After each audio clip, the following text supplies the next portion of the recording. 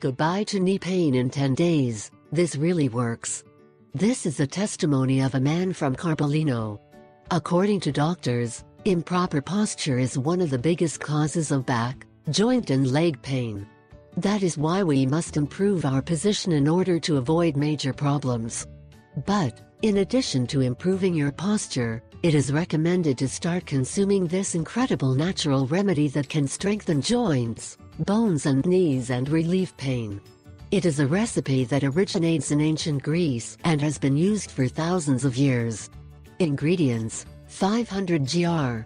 of rice flour, 12 tablespoons sesame seeds, 6 spoonfuls of dill powder, 4 tablespoons coconut sugar, 200 milliliters of watermelon juice, 20 gr.